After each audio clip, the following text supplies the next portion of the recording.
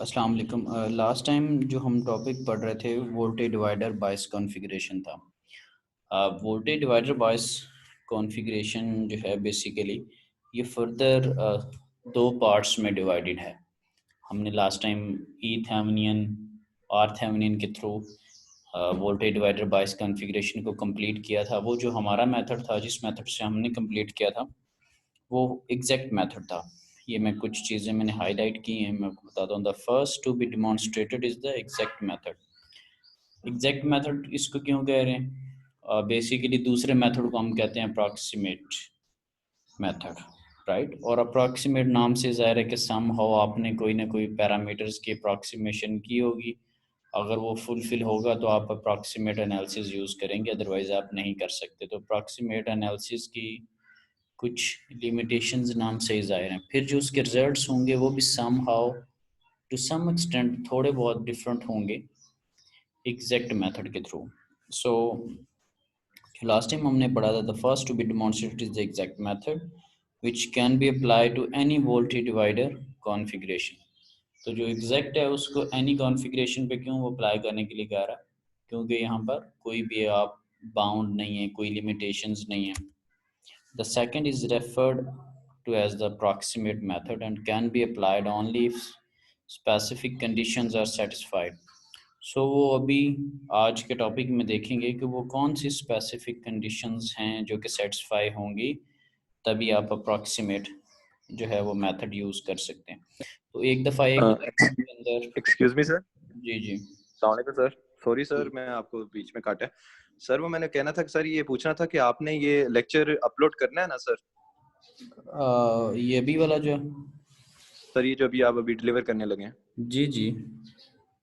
सही हो गया सर। वो मैं ना जरा एक जगह के ऊपर जाना था तो जिस वजह से मैं क्लास नहीं सका ले सकता, तो ठीक मैं है, बस कोई ये इशू नहीं। मैं तो बेसिकली अपने रूटीन वाइज सारे लेक्चर्स ही अपलोड कर रहा हूँ। ठीक कोई बाय ठीक हो गया। मिस्टेक अगर कोई कुछ स्किप हो जाए तो हो जाए, अदरवाइज सारे अल्हम्दुलिल्लाह लेक्चर अपलोडेड हैं।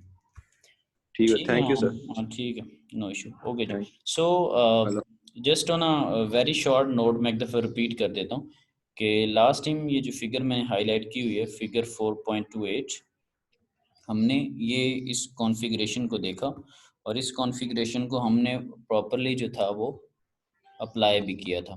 ठीक है, हमारे पास R1 था, R2 था, ये RC, RE। तो जब हमने DC एनालिसिस किया तो ये वाला कैपेसिटर C2 और C1, ये दोनों कैपेसिटर यहाँ से ख़त्म हो गए। सो हमारे पास ये सर्किट डायग्राम बची है। ठीक है, R1, RC, R2, RE, इसके ऊपर हमने जो है वो अपना एनालिसिस करना है। बेसिकली ये DC इक्विवेलेंट है, DC component of the voltage divider configuration, figure 4.30 था। फर्दर हमने अपने स्केच को जब कंटिन्यू किया, इसी को ही फिगर 4.3 को ही हमने रीड्रॉ कर दिया फिगर 4.31 के अंदर। एक हमारे पास VCC थी, दो रेजिस्टेंसेस थी, R1 एंड R2। हमने ये ब्लू कलर में एक बॉक्स के अंदर इन चीज़ों को ले गए, इनसे पूरे सर्किट को रिप्लेस करना था। वहाँ पर हमने आर थेवेनिन और ई थेवेनिन की जो ब्यूटी होती है बेसिकली उसको भी थोड़ा डिस्कस किया है कि हम बेसिकली थेवेनिन इक्विवेलेंट या थेवेनिन की टेक्निक सर्किट, इस पे कुछ स्टूडेंट्स ने बड़े अच्छे कमेंट्स भी किए थे। ओके जी। फिर हमने R1 और R2 को अगर थेवेनिन की इक्विवेलेंट लेके जाना है तो दोनों जो रेजिस्टेंसेस हैं वो आपस में पैरेलल में थी। वो हमने इक्वेशन 4.8 के अंदर लिख लिया, Thevenin is equal to R1 parallel with the R2। और ये हमारे पास, फिर उसके बाद हमें इसको ई थेवेनिन कैलकुलेट करना था। तो ई थेवेनिन अगर कैलकुलेट हम करें, सो यहाँ से हम इस सर्किट को ऑब्जर्व कर रहे हैं तो ई थेवेनिन के अकॉर्डिंगली R2 के क्रॉस हमें वोल्टेज चाहिए था। तो R1 और R2 जो है वो एक सीरीज के अंदर है, दोनों के अंदर वोल्टेज जो है वो डिवाइड हो रहा है। तो आप वोल्टेज डिवाइडर का जो बेसिक फॉर्मूला होता है वो यूज़ कर लें। तो फॉर्मूला था कि जिस रजिस्टर के क्रॉस हमें वोल्टेज चाहिए उससे आप सोर्स को मल्टीप्लाई कर दें, यानी कि R2 multiply with the source, और सोर्स फिलहाल आपका क्या है, VCC है, डिवाइडेड बाय दोनों रेजिस्टेंस का सम। सो ये वाला काम हमने 4.29 के अंदर कर दिया। फिर ये आर थेवेनिन और ई थेवेनिन या जिसको वी थेवेनिन कहते हैं उसके लगाने से सर्किट नज़र किस तरह का आता है। तो फिगर 4.33 ये बनाई थी हमने ई थेवेनिन फाइंड आउट करने के लिए। फिर फिगर 4.34 है जिसके अंदर आप ई थेवेनिन और आर थेवेनिन जो फाइंड आउट कर ली हैं चीज़ें, उसको वापस बेसिक जो बुनियादी वोल्टेज डिवाइडर बायस कॉन्फ़िगरेशन थी उसके अंदर रिप्लेस कर दें। So E Thevenin, R Thevenin, V B E, R E. तो अगर हमने बेस और मीटर साइड पे लूप लगाना हो तो हमारे पास ई थेवेनिन मौजूद है, आर थेवेनिन के क्रॉस ड्रॉप मौजूद है, बेस और मीटर के क्रॉस वी बी ई मौजूद है और आर ई के क्रॉस वी आर ई मौजूद होगा। तो यहाँ पर हमने लूप लगा दिया, इक्वेशन लगा दी, E Thevenin minus I B R Thevenin minus V B E minus I E R E. और हमने आई ई का इक्वलेंट ले लिया, I is equal to beta plus one I B. So हमारे पास इन शॉर्ट आई बी जो था E Thevenin minus V B divided by R Thevenin plus beta plus one R E, ये था। और जब हमने कलेक्टर और मीटर साइड पे लूप लगाया तो कलेक्टर और जो मीटर साइड का लूप होता है उसके अंदर कोई भी चेंजेस नहीं है हमारे पास। ये पुरानी हमारे पास जो अमीटर बाइस कॉन्फ़िगरेशन था उसी तरह का ही है, क्योंकि इसके अंदर एक वीसीसी आ रहा है, एक आरसी आ रहा है और वीसीई है और आरई है। तो ये उसी तरह थे हमारे पास। हमने इसके अंदर वही लूप लगा लिया जो कि पहले हमने अमीटर बाइस कॉन्फ़िगरेशन के अंदर लगाया था। सो उस लूप ने हमें, कलेक्टर और मीटर के क्रॉस लूप ने हमें वीसीई की इक्वेशन जो थी वो दे दी, V C is equal to B C C minus I C into R C plus R E. तो ये बेसिकली जो कि लास्ट टाइम हमने एक न्यूमेरिकल के थ्रू भी इनको सॉल्व किया था। हमारे पास न्यूमेरिकल ये मौजूद था, ये वाला सर्किट था। इसमें हमने आपसे क्वेश्चन भी किया था कि क्या ये वाकई डिवाइडर बायस कॉन्फ़िगरेशन फील भी होती है या नहीं होती है। अगर ना भी बताया हो तो क्या आप सर्किट को देख के एनालाइज कर सकते थे, तो मोस्टली कमेंट थे कि yes we can do it. So हमने इस सर्किट के अकॉर्डिंग कॉन्फ़िगरेशन पे मतलब कॉन्सिस्ट कर है, हमने इसके अकॉर्डिंगली न्यूमेरिकल सॉल्व किया था। न्यूमेरिकल में उसने हमसे कुछ चीज़ें पूछी हुई थी। Determine the DC bias voltage VCE, जो भी हम कलेक्टर और मीटर लूप को डिस्कस कर रहे थे, और current IC for the voltage divider configuration of figure 4.35। ये वाली जो पिक्चर है इसके अकॉर्डिंगली आपको पता था ये न्यूमेरिकल हमने लास्ट टाइम भी डिस्कस किया। आर थेवेनिन पहले हमने फाइंड आउट कर ली जो कि आर वन और आर टू के पैरेलल में। फिर हमने ई थेवेनिन फाइंड आउट कर लिया अभी, जो किया था कि आर टू के क्रॉस जो वोल्टेज है वो हमने फाइंड आउट कर लिया। फिर हमने आई बी को कैलकुलेट किया, ये फिगर 4.34 ये बेस मीटर वाला जो लूप था इसको हमने किया था। आई सी जो होता है वो बीटा टाइम्स आई बी है, भी हमारे पास आ गया। फिर हमें वी सी ई चाहिए था, तो that is V C C minus I C R C plus R E. तो ये हमने काम कर लिया था, दैट वाज एग्जैक्ट मेथड। हमने कोई भी अप्रॉक्सीमेशन नहीं की थी। अभी जो फिलहाल आपके पास है topic, that is approximate analysis. So as the name suggests कि आप कुछ अप्रॉक्सीमेशन करने जा रहे हैं। लेट्स सी, देखते हैं कि वो क्या हमने अप्रॉक्सीमेशन करनी है।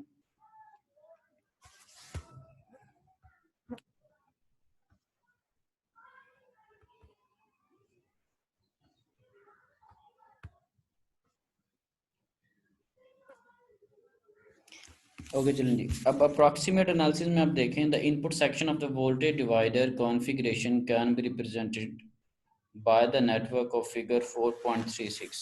नेक्स्ट में जाते हैं जो हमारे पास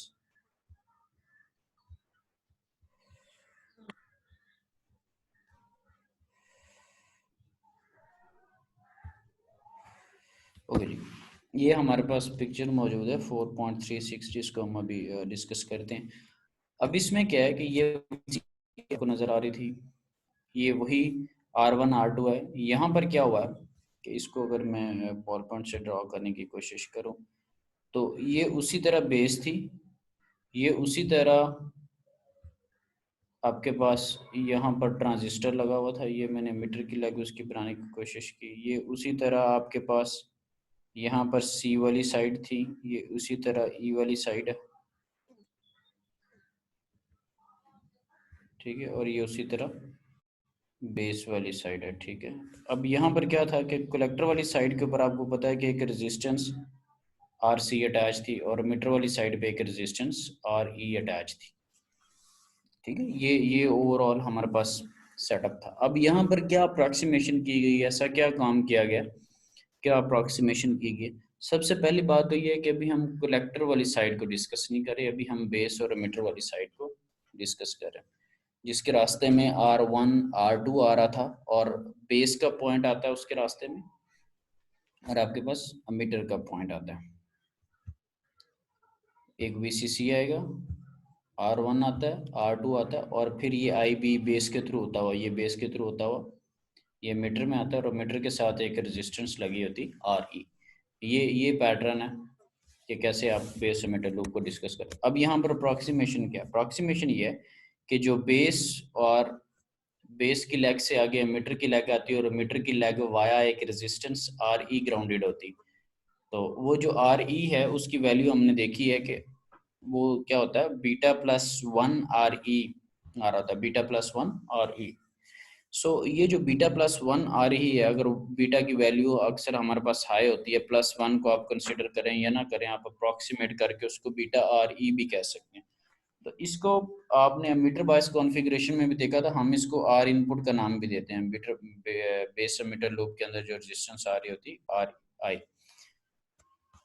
अब यहाँ पर अप्रोक्सीमेशन ये है कि ये जो RI है, RI से मुराद क्या है, बीटा टाइम्स RE, ये बहुत बड़ी है R2 से। अब R2 क्या है, R2 ये आपके पास सेकंड रेजिस्टेंस है, सेकंड रेजिस्टेंस कम है और बीटा RE की वैल्यू ज़्यादा है।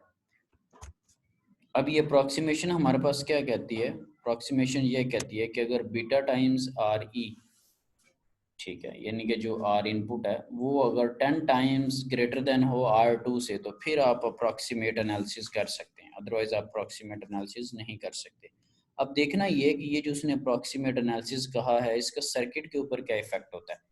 तो अगर मैं ये कहूँ कि मेरे पास ये जो RI है, जो R इनपुट है, ये बेसिकली RI क्या है, बीटा टाइम्स RE, ये बीटा टाइम्स RE जो है that is greater then R2। जब मैं ऐसी बात करूंगा तो फिर होगा क्या कि जब ये R2 से बहुत बड़ी होगी तो करंट इजी पाथ चूज करता है, करंट जो है वो इजी पाथ को फॉलो करता है।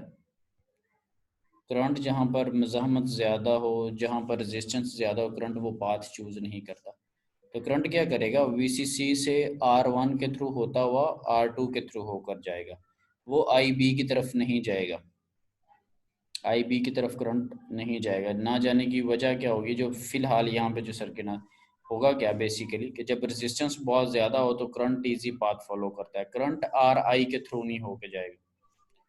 तो फिर रिपीट कर रहा हूँ कि जब RI जो रेजिस्टेंस है वो ज़्यादा होगी तो करंट इजी पाथ फॉलो करेगा, वो R2 से होता हुआ जाएगा। तो इसलिए यहाँ पर क्या लिखा हुआ है कि अगर आप RE बहुत ग्रेटर देन लेते हैं R2 से, तो R2 वाला करंट पाथ फॉलो नहीं करेगा, फिर क्या होगा, I1 I2 के बराबर हो जाएगा। बात करने का मकसद क्या है कि जब VCC से होता हुआ आएगा तो जो R1 से गुजरा है वही R2 से गुजरेगा, तो इस वजह से I1 बराबर हो जाएगा I2 के। और ये क्यों हुआ, क्योंकि RI की वैल्यू 10 टाइम्स ग्रेटर देन है R2, यानी कि R2 की निस्बत बहुत ज़्यादा है। R2 कंपैरेटिवली इजी पाथ है, RI कंपैरेटिवली जो है that is a bit difficult path in sense of a resistance, तो वो पाथ फॉलो नहीं होगा। तो ये है अप्रॉक्सीमेशन, ये अप्रॉक्सीमेशन की है, इस अप्रॉक्सीमेशन का ये फ़र्क है जो कि मैंने अभी डिस्कस किया। अब उसको फर्दर देखते हैं कि अगर ये तो ठीक है कि यहाँ पर ये रेजिस्टेंस हाई होगी तो ये पाथ फॉलो नहीं होगा, तो फिर ये जो IB जो फ्लो कर रहा है R2, ये जो I2 आप जिसको ले रहे हैं R2, इसके अक्रॉस अगर वोल्टेज देखना हो, क्योंकि वोल्टेज सीरीज है, इसके अंदर क्या हो रहा होगा, डिवाइड हो रहा होगा। कुछ R1 के क्रॉस अगर मैं अज्यूम करूँ कि ड्रॉप हो रहा है, कुछ R2 के क्रॉस ड्रॉप हो रहा होगा, तो वोल्टेज डिवीजन है, वोल्टेज डिवाइड हो रहा है। तो R2 के क्रॉस क्या वोल्टेज आएगा, वही फॉर्मूला, जिस रेजिस्टेंस के क्रॉस फाइंड आउट करना है उसके साथ सप्लाई को मल्टीप्लाई करते हैं और डिवाइडेड बाय दोनों रेजिस्टेंसेस। सो VB मेरे पास क्या होगा, वही वोल्टेज होगा जो कि R2 के क्रॉस है, तो that will be equal to R2 VCC divided by R1 plus R2। और बेस्ट अगर डेफिनेशन लेनी है कि कितना हो, तो उसके लिए हम कंडीशन रख चुके हैं कि बीटा RE 10 टाइम्स R2 से ग्रेटर या इक्वल हो। तो अब यहाँ पर अगर आप VE फाइंड आउट करें तो V आपको पता है VBE का एक फॉर्मूला है, VBE is equal to VB minus VE। तो उसके थ्रू भी हम इसको फाइंड आउट कर सकते हैं। अगर आपको आई ई कैलकुलेट करना है तो आर ई के क्रॉस जो ड्रॉप हो रहा है उससे निकाल लें, I is equal to B E divided by R E. और अगर आपको आई सी फाइंड आउट करना है so that is approximately is equal to I E. और अगर आपने कलेक्टर और मीटर लूप लगाना है तो वो वही है, V C is equal to V C C minus I C R C minus I E R E. So ये अप्रॉक्सीमेशन हम पहले भी करते हैं, ये approximately is equal to I C. So ये again previous formula, V C is equal to V C C minus I C R C plus R E. तो ये बेसिक फॉर्मूलाज हैं जो कि हमने अभी न्यूमेरिकल में यूज करें। तो एक दफ़ा मैं इसको फिर वेरी क्विक वे में रिपीट कर देता हूँ कि आपने अप्रॉक्सीमेशन क्या की है। अप्रॉक्सीमेट एनालिसिस अब तब यूज़ करेंगे जब beta times R E greater than equal to होगा 10 आर टू के। तो ये बेसिकली ये बीटा टाइम्स आर ई होता क्या है, ये मैं आपको किसी यहाँ इससे दिखाने की कोशिश करता हूँ। ये देखिएगा, अब बीटा आर ई बेसिकली क्या है, ये बेस और मीटर की तरफ ये जो रेजिस्टेंस है, बेस से होते हुए जब आप मीटर की तरफ जाते हैं रास्ते में जो आर ई आता है, इसको उसने आर इनपुट से लेबल किया हुआ। ये क्या होती है, ये beta plus one R, beta plus one R E होता है। तो बीटा प्लस वन को आप बीटा ही कंप्यूट कर लेते हैं। इसके सिलेंडर में मुंह आना है, मुझे आ रहा था, आपने इशारा इतना कर दिया मुझे। आपको मुश्किल करके देता हूँ। अच्छा जी, तो ऐसे करके यहाँ से सीधा खड़ा हो जाते तो बहुत मुश्किल है। करो गिर जाओगे। वो किसी किसी से होता है, मेरे क्लास वाले से भी होता है। गिर जाओगे। चलें जी, अब मुझे मुश्किल से म्यूट ऑल की ऑप्शन पे क्लिक करना पड़ा। चले, देर है दुरुस्त है।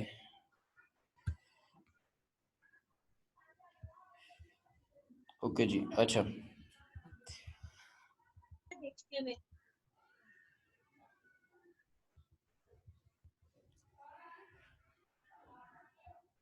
अच्छा जी, अब इसी न्यूमेरिकल क्या करते हैं, उसने कहा repeat the analysis of figure 4.35 using the approximate technique and compare solutions for IC and VCE. So let's see कि फिगर 4.35 क्या है।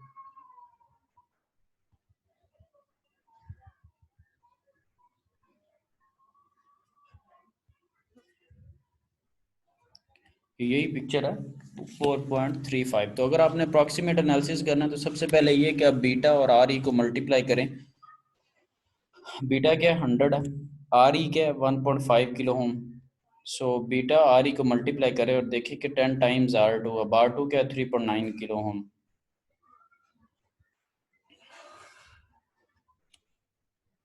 तो आपने जब फिगर को देखा तो beta R E 10 times R two का जब रिलेशन देखा तो 150 kilo ohms that is greater than is equal to 39 kilo ohm. तो ये जो आपके पास कंडीशन है ये सेटिस्फाई हो रही है। तो ये बेसिकली वो बात ही क्यों इसका एग्जैक्ट की वजह से अप्रॉक्सीमेट आप कर रहे हैं, क्योंकि आपने कंडीशन सपोज की कि अगर ये यूं हो जाए तो तब यूं होगा। सो इसी बेस के ऊपर इसका ये नेम है। फिर आपने वी बी देखा जो कि आपने आर टू के क्रॉस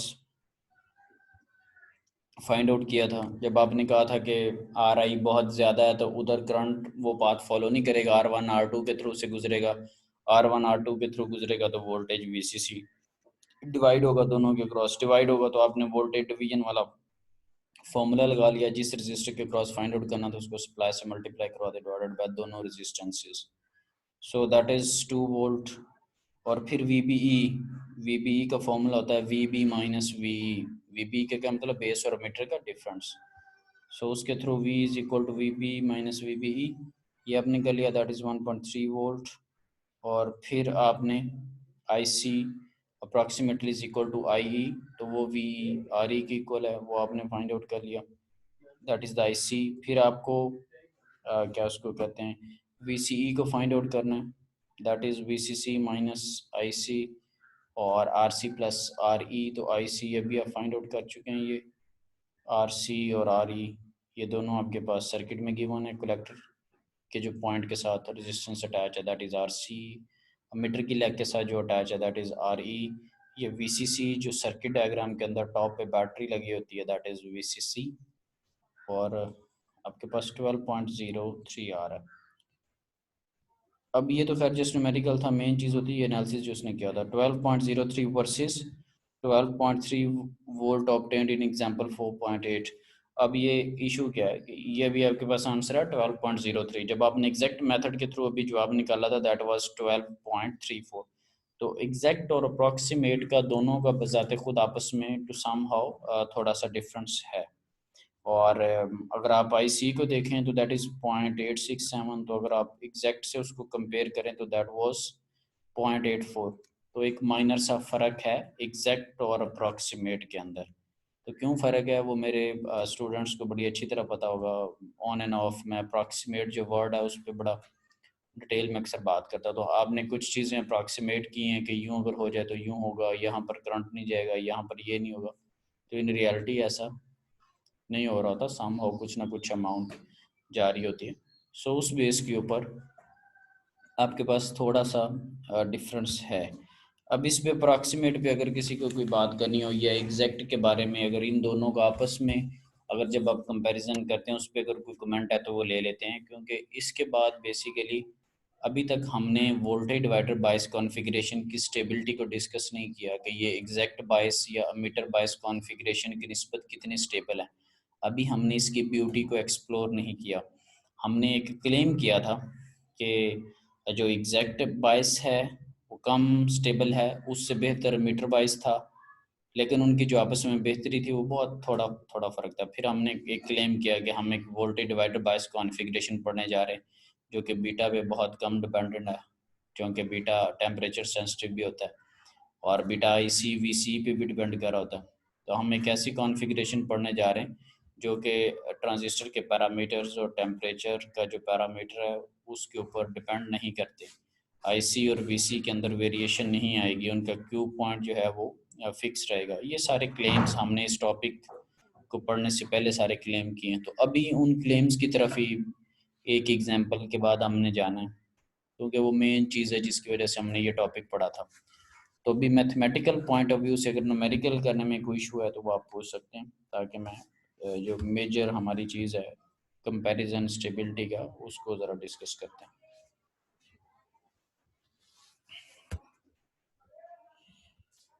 अच्छा, पहले कंपैरिजन करने से पहले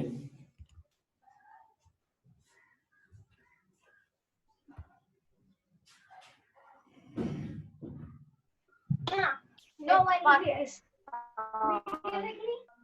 और ये तो सोशल स्टडीज है, इतनी पतली। अगर कुछ देर के बाद मैंने अनम्यूट किया तो स्टिल अभी भी वो जो डिस्टर्बेंसेस है किसी भी पॉइंट से वो अभी भी काम है। खैर एनी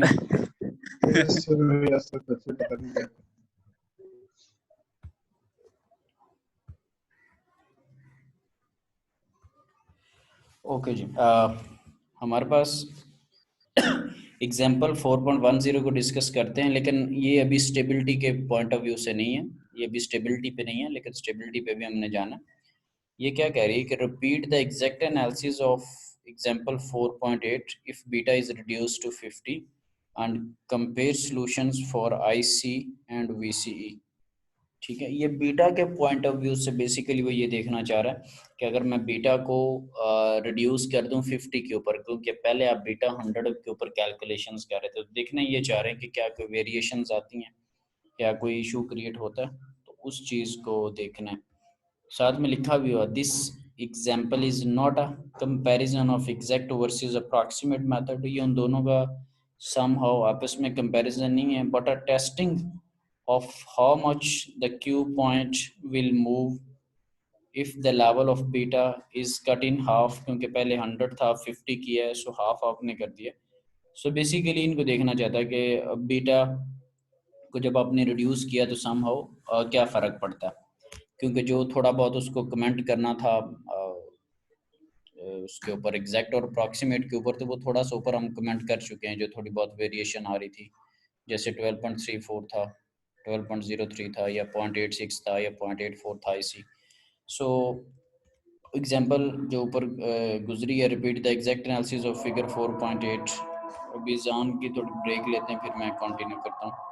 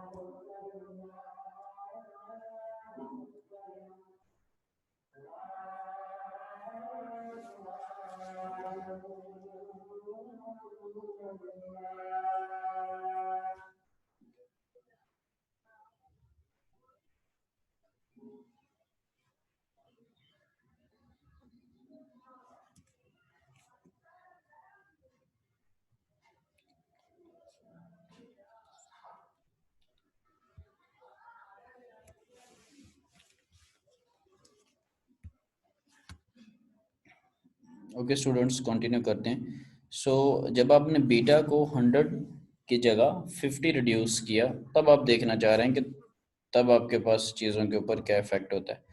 सो आपने आर थेवेनिन कैलकुलेट की हुई थी वो, और ई थेवेनिन भी कैलकुलेट किया, क्योंकि इनका बीटा के साथ कोई इफेक्ट नहीं हो रहा था। बीटा का जहाँ पे इफेक्ट पड़ रहा है वो आई बी के फॉर्मूला में पड़ रहा है, क्योंकि इसके अंदर ये डिनोमिनेटर के अंदर बीटा आ रहा था। सो आई बी का आंसर आ गया आपके पास, आई सी का आपके पास आंसर आ गया।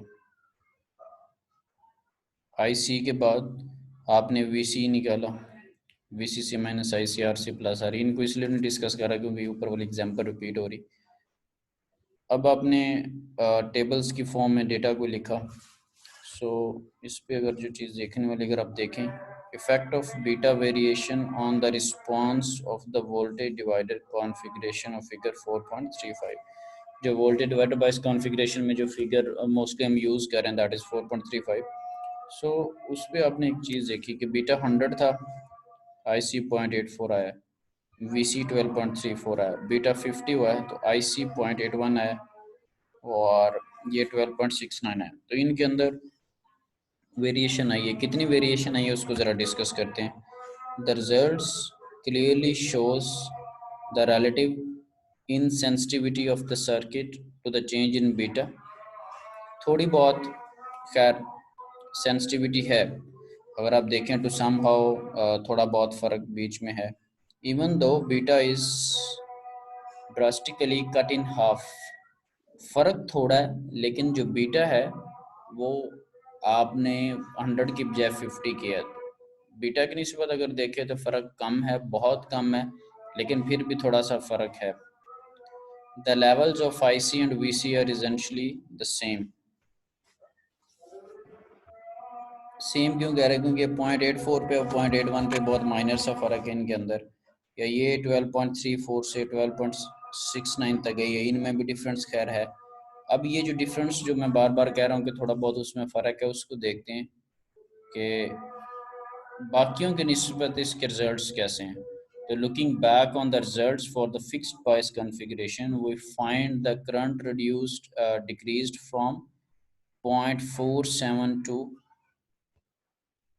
2.35 मिली एम्पेयर। ये पहली दफ़ा जब हमने फिक्स्ड बायस पढ़ी थी, हमने देखा था तकरीबन ऑलमोस्ट बीटा 100 से 50 या 50 से 100 हुआ, तो तकरीबन 100% ही आईसी पे फ़र्क पड़ गया था।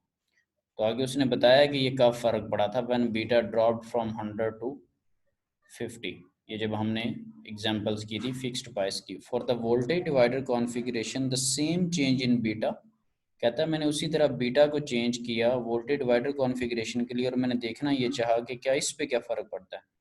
Only resulted a change in current from 0.84 milliampere to 0.81 milliampere। अभी हमने देखा है, ये देखें 0.84 से 0.81 मिलियम्पेयर। अब लेकिन अभी परसेंटेज की फॉर्म में आपको आइडिया नहीं है। So even more noticeable is the change in VCE for the fixed bias configuration. Dropping beta from 100 to 50 fixed bias में जब आपने 100 से 50 बीटा किया, resulted in an increase in voltage from 0.164 to 6.83 volt। कितना फर्क, बहुत ज्यादा फर्क है, कितने परसेंटेज की फॉर्म में, a change of over 300%। So VCE जब आपने किया तो 300% का चेंज आपके पास आया था फिक्स्ड बायस के अंदर, जबकि सेम रहना चाहिए थे इसको। For the voltage divider configuration, the increase in voltage was only from 12.34 volt to 12.69 volt. ये भी अगेन नंबर का फर्क है, लेकिन अभी आपको ये नहीं पता कि परसेंटेज की फॉर्म में कितना फर्क है, तो आगे वो बताता भी है। Which is a change of less than 3%। एक में VCE 300 गुना चेंज हो रहा है और एक में VCE 3 गुना चेंज हो रहा है। 3% और 300% में ये बहुत एक मेजर फर्क है। इन summary, therefore changing beta by 50%, 50% क्यों करा आपने, 100 से 50 में किया, हाफ कट इन किया, resulted in a change in an important network parameter of over 300% for the fixed bias configuration and less than 3% for the voltage divider configuration, significant difference। So basically ये एक summary थी कि fixed बायस जब आपने किया था, उसके बाद आपने मीटर बायस किया तो उनमें थोड़ा सा फ़र्क था, थोड़ा बहुत था। यहाँ पे आप देख सकते हैं कि बहुत ज़्यादा फ़र्क है, बीटा के ऊपर डिपेंडेंसी उसकी कम हुई है, और यही क्लेम हमने किया था। ये पिछले लेक्चर में, अभी मैं न्यूमेरिकल नहीं आपको कराए थे, लेकिन लेक्चर ख़त्म होने से पहले मैंने जल्दी जल्दी में आपको ये चीज़ें रीड आउट करके दिखाई थी कि मैंने आपको कहा था कि न्यूमेरिकल अभी करना बाकी है, प्रॉपर सारा कुछ करना बाकी है, एनालाइज करना बाकी है, लेकिन फिर भी लेक्चर एंड होने से पहले ये मैं वैसे रीडिंग आपको करवा गया था ताकि थोड़ा फील हो जाए कि क्या इसके क्या बेसिकली पर्पस क्या था। सो इसमें अभी आप मुझे बताएं कि अगर इसमें वोल्टेज डिवाइडर की जो हम एग्जैक्ट मेथड किया या अप्रॉक्सीमेट मेथड किया, तो उसके मैथमेटिकल टूल्स में किसी को डिफरेंस, किसी को कोई इशू हो, क्योंकि एग्जैक्ट को मैंने आते साथ रिपीट किया, और जो मेरे पास अप्रॉक्सीमेट था उसमें बीटा, हम बेसिकली ये कहते हैं कि जो आर इनपुट है जो कि बेस से होती हुई या मीटर के लेग और मीटर के आगे जो रेजिस्टेंस आती है आर ई, उस वैल्यू को R2 से बहुत ज़्यादा होनी चाहिए। और वो जो रेजिस्टेंस होती है आर ई, जब उसको हम फार्मूला में यूज़ करते हैं तो वो बेसिकली आर जो होता है वो बीटा प्लस 1 आर ई होता है। तो इसलिए मेरे पास एक वर्ड आ गया बीटा आर ई। तो मैं ये कहता हूँ कि इस इनपुट रेजिस्टेंस को बीटा आर ई को ज़्यादा होना चाहिए R2 से। तो फिर ये क्वेश्चन आया कि कितना ज़्यादा होना चाहिए, तो ये तय हुआ इस बुक के अंदर कि उसको 10 टाइम्स ज़्यादा होना चाहिए R2 से, और इस बेस के ऊपर आपने अप्रॉक्सीमेशन जो है वो की है। अगर ये आप अप्रॉक्सीमेशन नहीं करते, ये नहीं कि 10 टाइम्स अगर वो नहीं होता, तो ये अप्रॉक्सीमेट एनालिसिस सेटिस्फाई नहीं करेगा, आपके पास रिजल्ट्स के अंदर काफ़ी हद तक चेंज आएगा। वो आगे उसने एक एग्जांपल की भी है इसी से रिलेटेड कि अगर एग्जैक्टली फॉलो नहीं करता, लेकिन अगर आप ज़बरदस्ती इसको अप्लाई करने की कोशिश करते हैं, लेट्स से कि उसने लिखा हुआ determine the level of IC VC for the voltage divider configuration of figure 4.37, ये वही है, using the exact and approximate techniques and compare solutions. ठीक है, हम कर लेंगे। इन दिस केस, खैर खुद ही थोड़ा सा उसने बता दिया, पता आपको भी लग ही जाना था। In this case the conditions of equation 4.33 will not be satisfied and the results will reveal the difference in solution if the criteria of equation 4.33 is ignored। अब beta times RE greater than is equal to 10 R2, अगर ये criteria meet नहीं होता आप satisfy नहीं करते और आप इसको अगर इग्नोर करते हैं तो तब जो एग्जैक्ट और अप्रॉक्सीमेट का फ़र्क है वो बढ़ जाएगा, क्योंकि अभी एक एग्जांपल में हमने एग्जैक्ट और अप्रॉक्सीमेट को भी कंपेयर किया था। सो उसमें थोड़ा सा डिफरेंस हमें फील हुआ था। एग्जैक्ट में 0.84 IC का आंसर आ रहा था और अप्रॉक्सीमेट में 0.86 आंसर आ रहा था। एक में शायद 12.03 आ रहा था और एक में माइट बी 12.3 समथिंग वोल्ट्स था। तो थोड़ा सा फ़र्क था, लेकिन अगर आप फंडामेंटल जो beta times R greater than equal to 10 times R2 इसको इग्नोर कर देंगे तो फिर बहुत ज़्यादा चेंज नज़र आएगा। शायद वही दिखाने के लिए ये एग्जांपल हो कि स्टूडेंट को एक दफ़ा क्लैरिटी हो जाए। आप ये देखें, बीटा RE10 R2 की इक्वेशन को इम्प्लीमेंट करने की कोशिश, सेटिस्फाई नहीं हुई। ये यहाँ पर सेटिस्फाई नहीं हुई। 60 किलो ओम जो है वो that is not greater than is equal to 220 kilo ohm. गलत है ये चीज़। आपके पास जो बुनियादी अप्रॉक्सीमेट एनालिसिस था इसको करेंगे तो अप्रॉक्सीमेट कर सकते थे, ये फ्लॉप होगी। लेकिन अगर आप ज़बरदस्ती कर देते हैं, यानी कि फिर भी स्टिल ये कंडीशन मीट नहीं करती, फिर भी आप अगर अप्रॉक्सीमेट कर देते हैं तो आंसर के अंदर जो है ना वो डिफरेंस होगा। अभी चेकआउट करते हैं कि कितना फ़र्क उनके अंदर आएगा।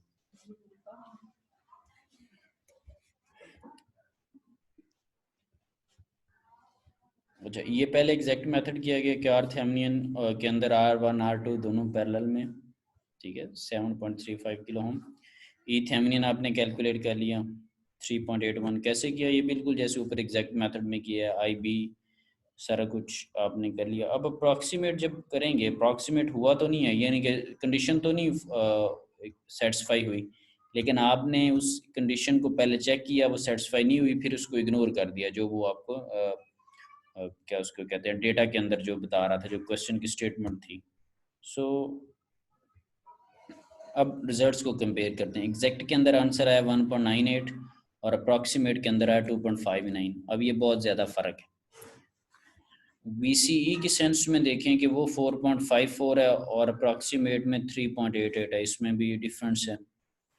So the results reveals the difference between exact and approximate solutions. IC is about 30% greater और whereas VCE जो है that is 10% less। इन दोनों को सेम होना चाहिए था, जो कि 30% और 10% वाला गैप है, इसको इतना नहीं होना चाहिए, इसको कम होना चाहिए था। तो हुआ क्या बेसिकली, एग्जैक्ट वाला तो ठीक है, जवाब ठीक है। अप्रॉक्सीमेट में आपने गड़बड़ की है, क्योंकि अप्रॉक्सीमेट में जो जब अप्रॉक्सीमेट एनालिसिस आपको दिया गया तो उसमें एक बेसिक कंडीशन दी गई, आपने उसको इग्नोर कर दिया, और ये डेटा में कहा हुआ था कि एक दफ़ा इग्नोर कर दें और फिर देखें। So the results are notably different in magnitude, but even though beta RE is only about 3 times larger than the R2। so 10 दफ़ा का आपको कहा गया था कि 10 टाइम्स R2 हो, तो वो 10 टाइम्स तो नहीं है, वो एक कम वैल्यू है, 3 टाइम्स के करीब करीब आ रही है। The result are still relatively close to each other। अभी ये 3 टाइम्स वाली कंडीशन थी, 10 टाइम्स वाली नहीं थी। ये 2 टाइम्स हो, 1 टाइम हो या इतनी भी ना हो तो और फ़र्क पड़ता जाएगा। सो 10 टाइम्स वाली जो कंडीशन है वो अगर मीट करती है तो फिर ही आप प्रॉपरली अप्रॉक्सीमेट एनालिसिस यूज़ करें, अदरवाइज आप अप्रॉक्सीमेट एनालिसिस यूज़ ना करें। अप्रॉक्सीमेट में ये है ना, अप्रॉक्सीमेट की एक ब्यूटी ये है ना कि आपको ये वो थेमिनियंस वगैरह और इस तरह की चीज़ें कुछ बीच में कैलकुलेट नहीं करनी पड़ती। फाइंडिंग्स जो हैं वो कम है, थोड़ा बिट ईजियर वे है, लेकिन ये है कि फिर उसके जवाब में फ़र्क है, और फ़र्क बहुत ज़्यादा नहीं है। एग्जैक्ट और अप्रॉक्सीमेट दोनों आप यूज़ कर सकते हैं, बहुत माइनर फ़र्क है, लेकिन एक कंडीशन के ऊपर माइनर है। अगर वो 10 वाली कंडीशन फुलफिल होती है, अगर 10 वाली कंडीशन फुलफिल नहीं होती तो माइनर मेजर फ़र्क में भी चेंज हो सकता है, जैसे अभी न्यूमेरिकल किया। कोई इशू हो तो डिस्कस।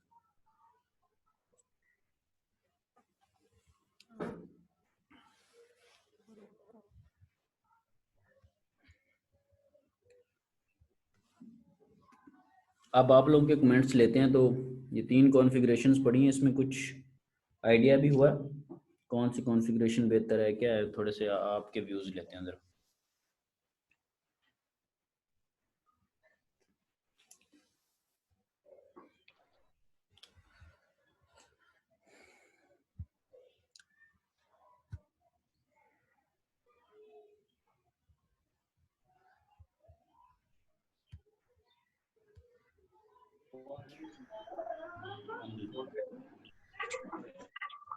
अब आप बताएं, आप लोगों के पॉइंट ऑफ व्यूज़ क्या हैं इन सारे 3-4 जो भी कॉन्फ़िगरेशंस पड़ी हैं इनकी बेस के ऊपर।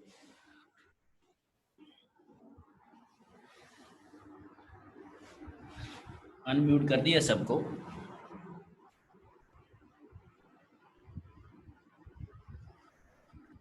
कोई व्यूज नहीं? जी सर। आप लोगों के क्या व्यूज हैं कॉन्फ़िगरेशन के बारे में?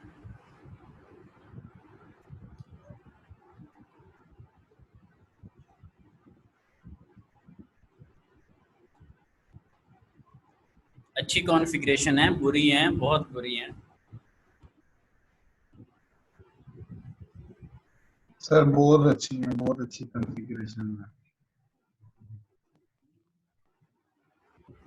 बहुत अच्छी है। तो बेहतर कौन सी कॉन्फ़िगरेशन है? आल्सो फॉर लिखनी पड़ी उनमें से।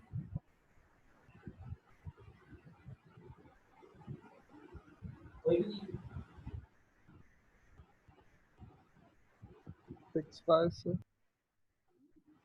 सर इंसान बेहतर होना चाहिए, कॉन्फ़िगरेशन तो वही जाती है। क्या होना चाहिए?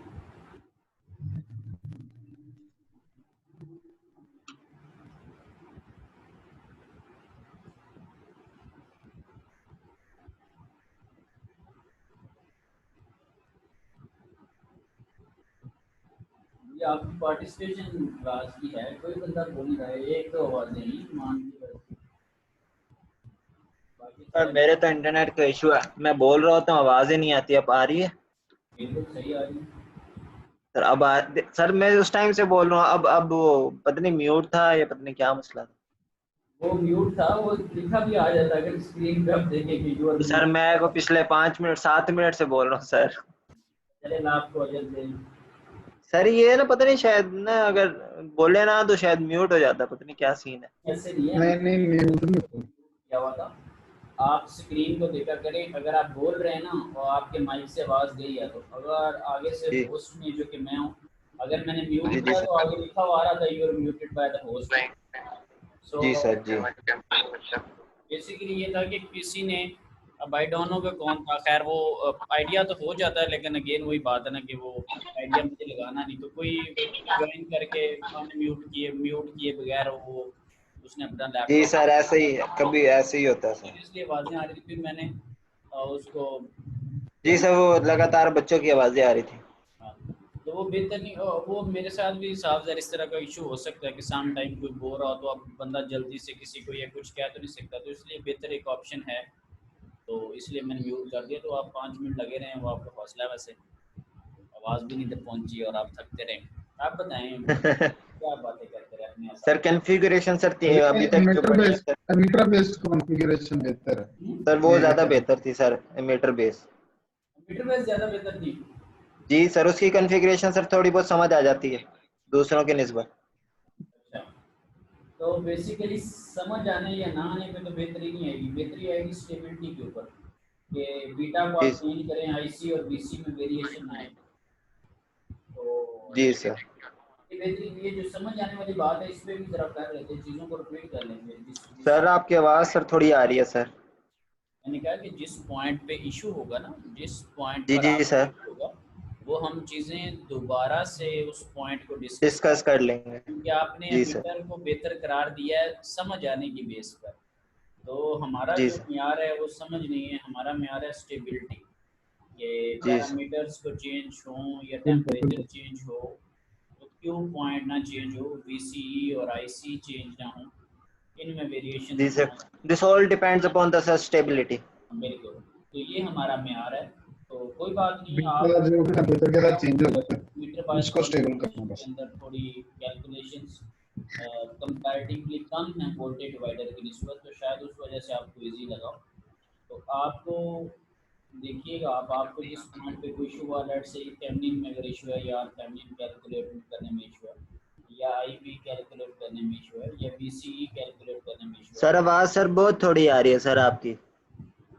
सबको ही थोड़ी आ रही है आवाज़।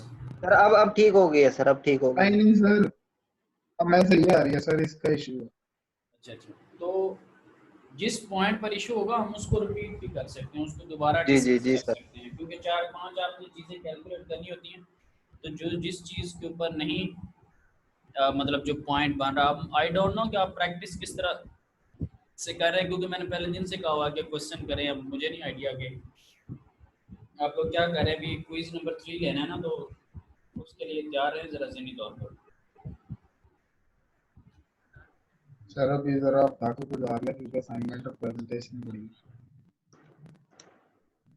उसके अंदर डेफिनेट सी बात है चैप्टर नंबर 4 की चीज़ें होंगी। जी सर। तो अब आई डोंट नो कि आप लोग जो है वो कर रहे हैं तैयारी या नहीं कर रहे हैं।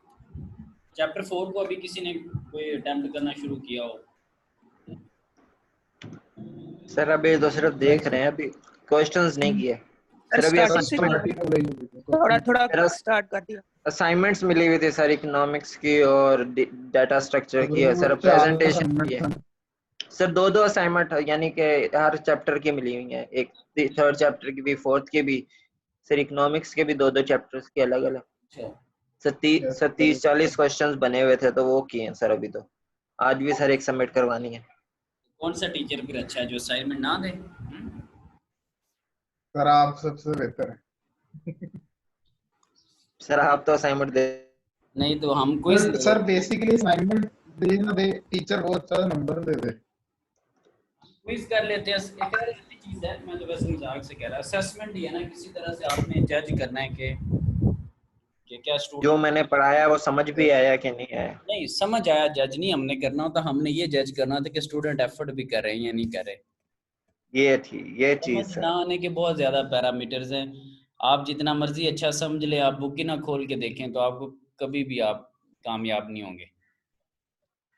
ठीक है, तो समझ आने वाला एक फैक्टर होता है, लेकिन वो तब फैक्टर कामयाब होता है जब स्टूडेंट जाके उस चीज़ को करे और बेहतर वक्त में कर ले। मैक्सिमम 1-2 दिन का गैप हो, बहुत ज़्यादा गैप भी हो तो नॉट मोर देन 1 वीक, और बेहतर है कि उसी दिन कर ले या 1-2 दिन के गैप से कर ले। तो अगर चीज़ें प्रोलॉन्ग करेंगी तो फिर आपने जितना भी अच्छा समझाया होगा ना, ये एक, क्योंकि डेफिनेट सी बात, हम ये सारा स्टूडेंटशिप से गुजरे हैं और बहुत ज़्यादा मीटिंग्स और लेक्चर्स और इस तरह की चीज़ें भी अटेंड करते रहते हैं नॉर्मली।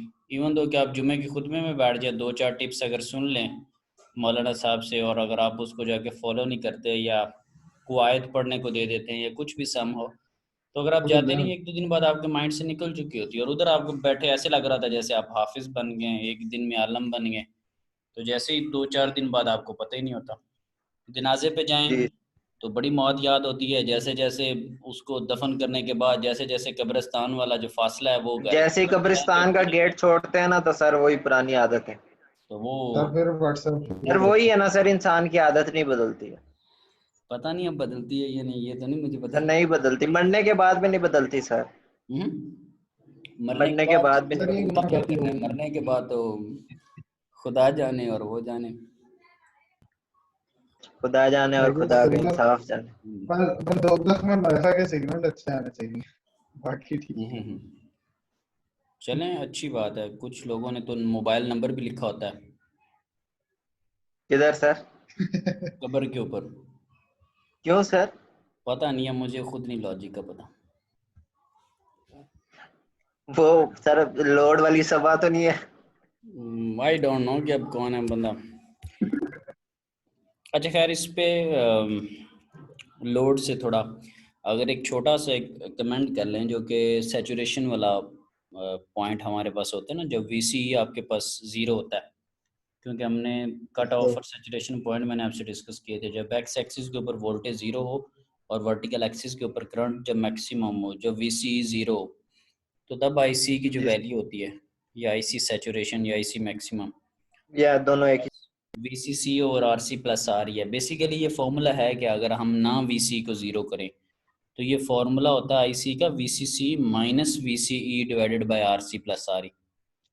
तो वो वीसी चौंके 0 होता है, क्योंकि आप कह रहे थे वोल्टेज 0 है, करंट मैक्सिमम है। ठीक है, ये हमने फिक्स बायस में बात की, मीटर बायस कॉन्फ़िगरेशन में भी, वोल्टेज डिवाइडर में भी यही बात करें। तो इस आईसी मैक्स या आईसी सैचुरेटेड से करंट कम कम रहना चाहिए, तभी आप लीनियर रीजन में रहेंगे, एग्जैक्ट रीजन में रहेंगे, एम्पलीफिकेशन वाले रीजन में रहेंगे। ठीक है, तो ये था ओवरऑल टॉपिक हमारे पास।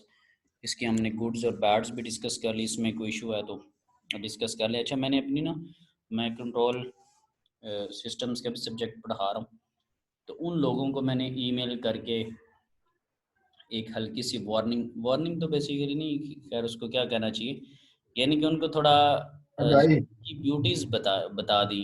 अब मैं जैसे अभी मैंने सेशन किया हुआ ना, तो अमूमन हम उसको देखते नहीं हैं, ठीक है, लेकिन क्या होता है कि अगर मैं इस मीटिंग की रिपोर्ट जनरेट करूँ तो मेरे पास वो सारे स्टूडेंट आ रहे होते हैं जो कि 2 मिनट पहले आया हो, 3 मिनट पहले आया हो। अब अक्सर 2-4 दिन एंड पे अटेंडेंस लगाई ना, तो सबको आइडिया होता है कि अच्छा सर ने एंड पे अटेंडेंस लगानी। तो कुछ लोग जो ज्वाइन कर रहे थे, क्लास स्टार्ट हुई है तो घंटे बाद वो आए, 1.25 घंटे की क्लास है यस तो घंटे बाद पहुंचे हैं। वो 2-4 मिनट का बीच में उनका वो ज्वाइनिंग टाइम आ रहा है, और उसके बाद यानी कि डेफिनेट सी बात अटेंडेंस लगी होगी और वो अपने घर और मैं अपने घर। सो मैंने खैर उनको पॉइंट आउट नहीं किया, देखा बीच में, और सो लेकिन मैंने क्लास को एक ईमेल जनरेट कर दी कि हम उसको जो है ना वो ऑब्जर्व कर रहे होते हैं, कर सकते हैं। लेकिन टीचर अमूमन इस तरह का फिर सारा काम करता नहीं, और भी उसको काम करने होते हैं। लेकिन ये है कि आप ये मत समझें कि हम इससे वाकिफ़ नहीं हैं या ये चीज़ आपकी नोट डाउन नहीं हो रही, नोट डाउन हो रही है तो उससे उम्मीद है कि जो कोई भी उस तरह से होगा वो बेहतर हो जाएगा, ठीक है। सो वो मैं आप लोगों को भी, मैंने आप लोगों को चलें वर्बली कह दिया, उनको मैंने रिटर्न कहा था। तो ये है कि आप कोई भी इशू, सम टाइम मसले मसाइल हो जाते हैं, लेकिन उन सारे मसलों को छोड़ के जब कोई भी मसला ना हो तो पॉजिटिव वे में आप क्लास के अंदर क्या करें कि फुली एक्टिव रहें आप, ठीक है। अगर कोई इशू हो जाता है तो वो तो साफ ज़ाहिर है, उसका फिर मैं कुछ नहीं कर सकता। डिफरेंट टाइप के इश्यूज़ हैं, खैर मैं इश्यूज़ नहीं डिस्कस कर रहा यहाँ पे।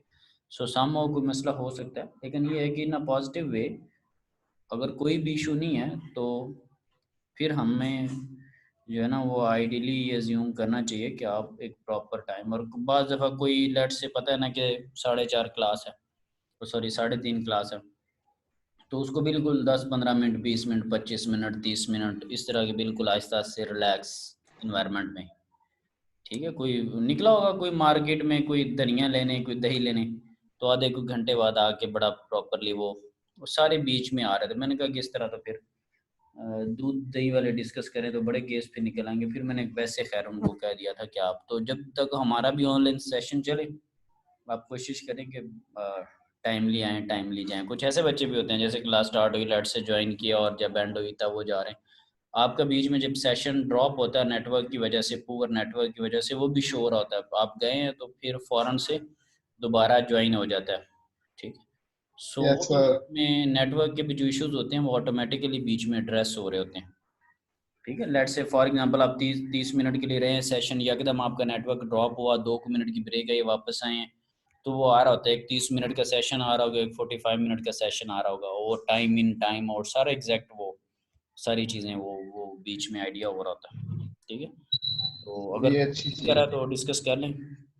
फिर आज के लिए इतना ही बस, इंशाल्लाह अगली दफ़ा फिर होगी मुलाकात। अगर कोई बात डिस्कस करनी है तो कर लें, लेकिन ज़हनी तौर पर क्विज़ नंबर 3 के लिए रेडी रहें। जब भी अनाउंसमेंट आएगी चैप्टर 4 से रिलेटेड फिर आपको करना होगा। सर बस एक रिक्वेस्ट ही है आपसे। जी जी बिस्मिल्लाह। सर बस ये ट्यूसडे गुजारना है क्विज के लिए, क्योंकि वो प्रेजेंटेशन है उसके बाद जब मर्जी है। यानी कि कहने का मतलब ये है कि ये जो अभी कमिंग ट्यूसडे है, यानी कि आज भी मेरे ख्याल से ट्यूसडे ही है। यस। अच्छा, कमिंग ट्यूसडे को आप नहीं लोग नहीं सर, जो कमिंग ट्यूसडे। वही ना, कमिंग ट्यूसडे को आप लोग ये सर एक इस थर्सडे को है और एक यस सर। यस ठीक है। तो ये जब कमिंग ट्यूसडे जब गुजर जाएगा तो फिर जो थर्सडे आएगी जुमेरात, वो सर वो तो कोई मसला नहीं, आप अभी बता दें तो ठीक है। हाँ ठीक है, हम कोशिश करेंगे फिर जो अगला वीक होगा, जो ये एक तो ये वीक चल रहा है, इससे जो नेक्स्ट वीक होगा उसकी थर्सडे को कोशिश करेंगे कि फिर क्विज का कोई बंदोबस्त कर लें, यस सर। ठीक है ना। तो ये है कि सर वो फिर एक्सरसाइज काइंडली एलएमएस पे नहीं, अपडेट कर दीजिएगा। वो समझे कि हो गया वो। अब अगर अभी भी 10 दिन बाद भी अगर काइंडली करना है, क्या ख्याल है, इतनी मोहब्बत क्या काफ़ी नहीं? मैं बताऊंगा, मैं अनाउंस करूंगा, मैं यानी कि अनाउंसमेंट ठीक प्रॉपर ठीक। करूंगा इंशाल्लाह। Yes sir. लेकिन कहने का मतलब ये है कि अब अगर 10 दिन पहले कह रहा हूँ तो अभी इतना तो थोड़ा जायज़ जायज़ करें, ठीक है। वो इंशाल्लाह बता उस पे कर दूंगा, नोटिफाई कर दूंगा, ठीक है। थर्सडे का आप इंशाल्लाह समझिए, अगले जरूर थर्सडे सर, का, इसका थैंक नहीं यू। अगली का, ठीक है जी। Yes, okay sir. Allah Hafiz. Thank you so much. इस थर्सडे को नहीं, अल्लाह अगली को, हाफिज। ठीक है। अल्लाह हाफिज। अल्लाह Yes, sir. हाफिज। Yes, sir.